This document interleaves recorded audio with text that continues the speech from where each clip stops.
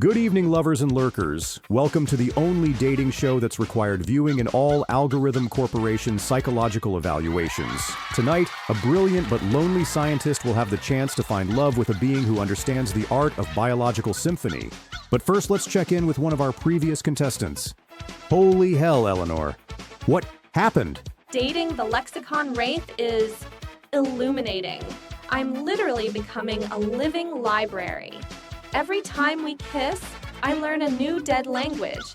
I've started speaking in etymological layers. My colleagues at the university find it exhaustively thorough, but temporally inefficient.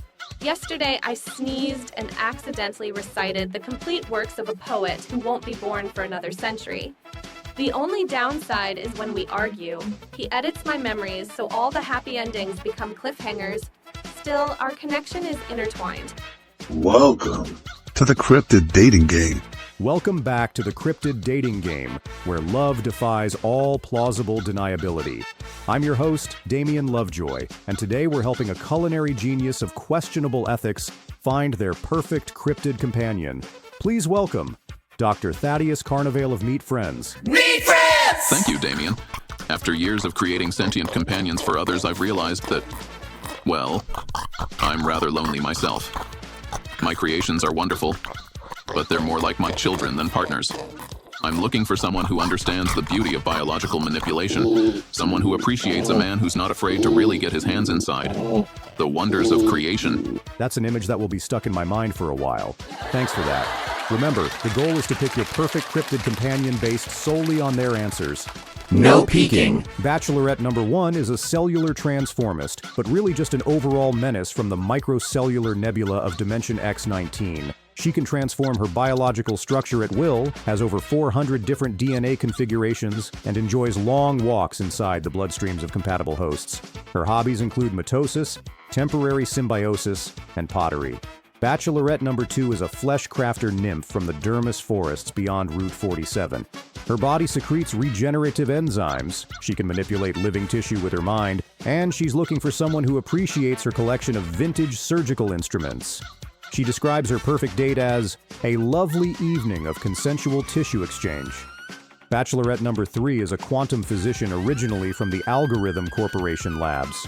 Following an experimental accident, she exists in a state of constant psychosis and perpetual medical knowledge, seeing through flesh as easily as glass, and can diagnose any ailment across 34 dimensions. She's been single since her last partner was accidentally cured of existence.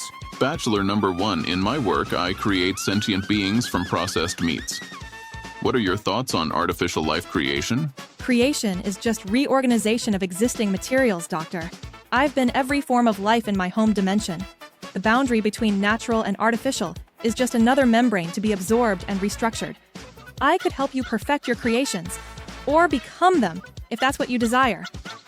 Together, we could create life forms that transcend the limitations of single-species thinking. Fascinating. Bachelor number 2, my work often involves manipulation of flesh and sinew. What would you consider the most romantic body part to sculpt together? Oh, the heart, without question. Not just for the symbolism, but for the complexity. Imagine us, hands intertwined, shaping a perfectly functioning four-chambered wonder, watching it beat for the first time. But I also enjoy crafting ears. They're so intricate, and there's nothing more intimate than creating something that will listen to your beloved's deepest thoughts. How poetic.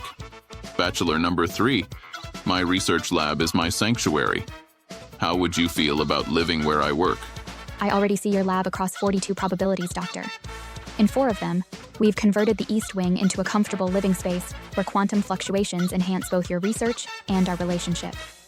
In the most successful timeline, we maintain separate workstations, but share a central experimental area. I've found that maintaining a 67.4% overlap of professional and personal space optimizes both romantic satisfaction and scientific breakthrough potential. Time for round 2. Dr. Carnivale, your follow-up questions, please.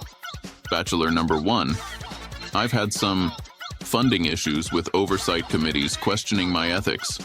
How would you handle critics of our collaborative work? Ethics are just cultural constructs, Doctor. In my dimension, the highest ethical standard is efficient adaptation. I would simply absorb their concerns, Literally. When the committee arrives, I could become you, present our case, then become them, and approve it. Or more subtly, I could infiltrate their cellular structure during a friendly handshake and adjust their perspective from within. No harm done, just philosophical alignment. Deliciously devious. Bachelor number 2. My creations sometimes develop unexpected personalities. How would you handle a meat friend? Meet friends! That suddenly wants to pursue a career in competitive dance instead of serving its owner? Every creation deserves self-expression, Doctor. I would craft specialized muscle enhancements to improve its performance, perhaps graft on some wood nymph sinew for flexibility. We could create a whole dance troupe. Imagine the marketing potential. Meet friends. Meet friends! Now with artistic aspirations. Besides, the movements would tenderize the tissues beautifully, should the owner still wish to consume them eventually. An entrepreneurial spirit. Bachelor number 3. I sometimes work unusual hours when inspiration strikes. Would my 3 a.m. experimentation bother you? Doctor, I experience all hours concurrently. In 68% of our potential futures, I'm already assisting with those 3 a.m. breakthroughs before you even know you'll have them. I've found that applying quantum uncertainty principles to sleep cycles creates a superposition of restfulness and productivity. Besides, I've calculated that your most brilliant work happens precisely at 3:17 a.m., usually following consumption of that questionable coffee from the Algorithm Corporation cafeteria.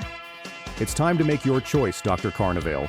While all 3 ladies are incredibly fascinating specimens, or potential partners, I'm most intrigued by Bachelor number 2.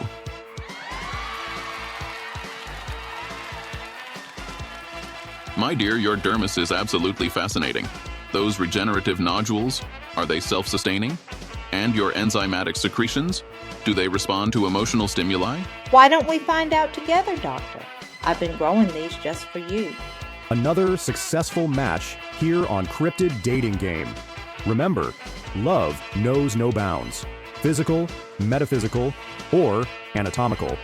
Next week, a bioluminescent deep-sea cryptid will choose between 3 human bachelors. An electricity-manipulating algorithm corporation survivor, a professional shadow collector, and a temporal echo specialist. Will she find love, or will they all end up sleeping with the fishes? Good night, everybody.